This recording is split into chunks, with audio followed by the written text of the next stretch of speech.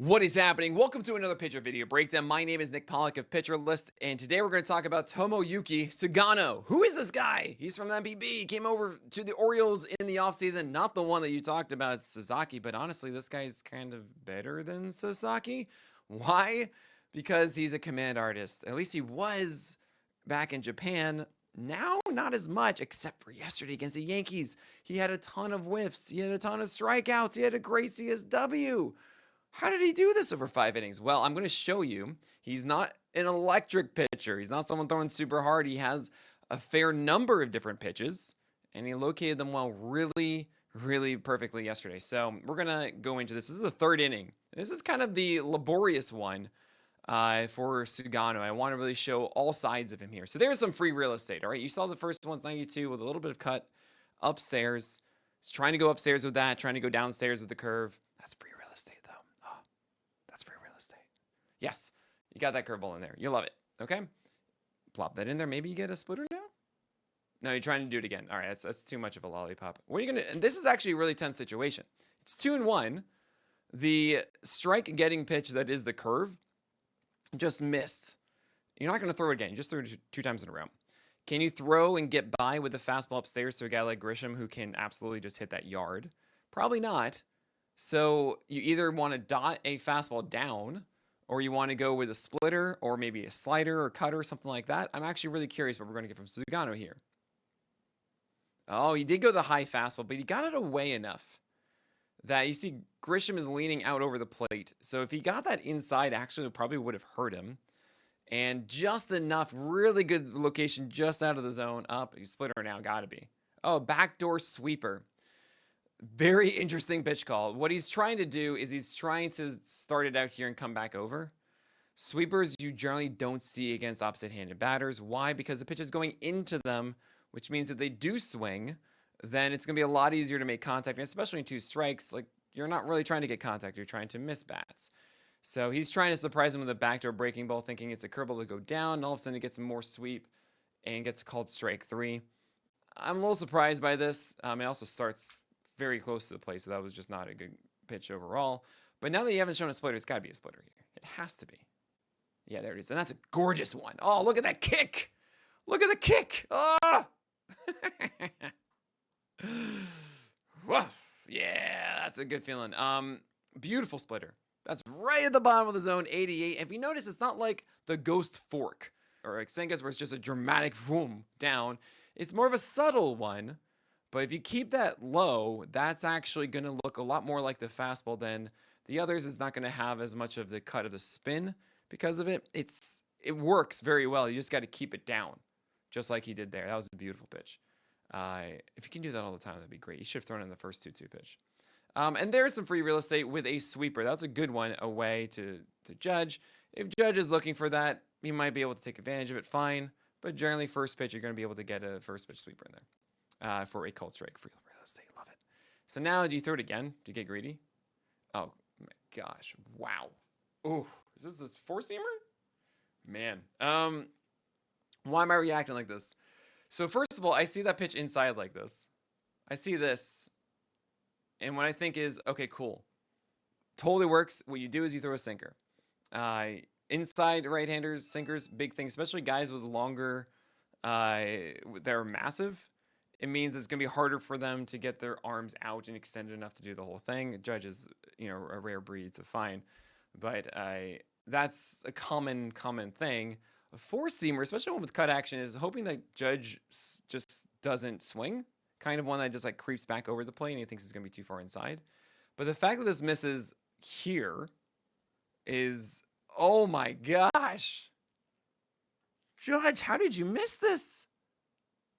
I mean, Judge is even just like, oh man, that's bad. So you see that, and you kind of think of your Sugano like, oh, maybe I can get away with this. But it's something I call the Mookie Betts rule. And that is when you get a foul ball off a pitch from Mookie Betts, you can't throw it again because he won't get a foul ball the second time. He'll actually make the in-at-bat adjustment to do something about it. I would not do that with Judge. You're at 0-2. Stick to the book, right? Throw a sweeper away off the plate. Throw it 4 times in a row, okay? I mean, really, like, don't give him a heater. Good. There's one. You're gonna throw a splitter underneath. That'd be really cool too. There's two. That was a curveball, but still the same idea. Keep doing it. No. No. The fact of the matter is that this was a fastball. This was a fastball, and it was out of the zone. And just like, yeah, I'm still gonna hit it. It was off the end of the bat. That's why it wasn't, wasn't destroyed or anything. It was, went up the middle, still hard, but it was actually more in the end of the bat. And this really tells me of like any breaking ball off of this, he's swinging still. Like, keep going into the gambit. He's just waiting to make the adjustment of the fastball again. He's not gonna miss the next fastball. Ugh. I mean, he was so ready for it that he hit the ball out of the zone and still got it. That's so annoying. He tried to go inside with the heater to try and like, slow, and then faster. And that 93 is faster than, but no, I just, I'm not a fan. Hey, there's a good first pitch fastball. 93 upstairs over here, not middle. That's a really good first pitch. Great. You can generally like get this effectively. Like 2 strikes, they're going to be more honed in and more focused on it and probably do some damage on it, or at least they could, or at least if it's a hitter's count. But 0-0, I think this is just going to be a pitch that a lot of guys just let go by. Either they think it's going to go too high and they'll just take it as a ball, or they're not going to let themselves swing at it, because generally early in counts, you want to swing at pitches that are easier to hit. I know, it's shocking, right? And the best hitters in baseball are ones who recognize that I don't need to swing at every strike early in counts.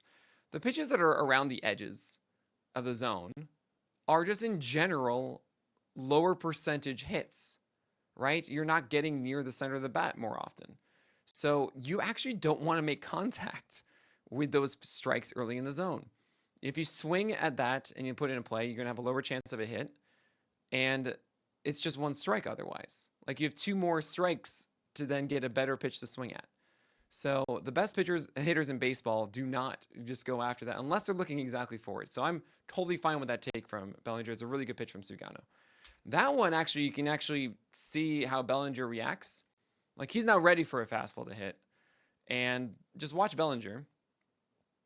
His aggression on this, when it lands so low, tells you that if that Sugano actually threw one that was decent, this would have gone a whiff. I'm a little disappointed. It's just a little disappointed. All right, 1-1. I throw it again. Okay. This is interesting because, again, you always see how batters react to pitches. He's not expecting this pitch at all. He's expecting actually one again, like I said, right? He's thinking this is too far inside. So, I mean, I'll be honest with you. That's smart from Bellinger. Good pitch call, but Belly, seeing the way that he was aggressive on this, he's worried about that curve now. And he was thinking more about that secondary pitch coming again. So I would not throw him a secondary. Oh, that's a good splitter. It had more lateral movement, and Bellinger is expecting a breaking ball here. This is more lateral than it is drop, which I'm a little annoyed about, because if it has drop, that's a really good one. But because of lateral, it missed. Oh, that's a cool. So 3-1, guys. 3-1. Bellinger's thinking he's got to throw me a fastball again, right? Now he goes back to the curve, and Bellinger's like, I got the curve that I was looking for before, but it's 3-1. I'm not going to swing at that. So 3-2. The pitch I would call here would be a splitter. And throw a good one, throw one here, and Bellinger's swinging over, and it's strike 3. That's what I think. Let's see what we get. Oh, cool. Throw over to first. Didn't have that on the bingo card. Let's see. It's a curveball down. Okay. Bellinger, I think the entire at-bat kind of was saying, I'm going to hit this curveball. So, not a bad one. And I think, actually, if you got that earlier in the at-bat, you would have gotten a whiff on it. But I think at 3-2, he's also throwing at 3-1, that curveball. It's like kind of showing he doesn't want to throw these fastballs much to Bellinger, wants to sink them in. And not a surprise. So I think the splitter would have worked, because the splitter would have been like, oh no, it's his fastball. And you would have gotten that one. Really good sweeper. Oh, come on, Blue. Squeezing. That's a really good first pitch strike. My gosh. Throw it again. And now you get the call. Thank you so much. Man, it should be 0-2. But I mean, Goldschmidt's swinging, not swinging, all that kind of stuff. I throw it again. Huh. So you normally, you normally do not see whiffs on four-seamers low. And the reason for that is because bat speed is fastest down and slowest up. I mean, it makes all the sense. If you take like 5 seconds to think about why that would be, because you're not fighting gravity going down. You actually get the benefit of gravity.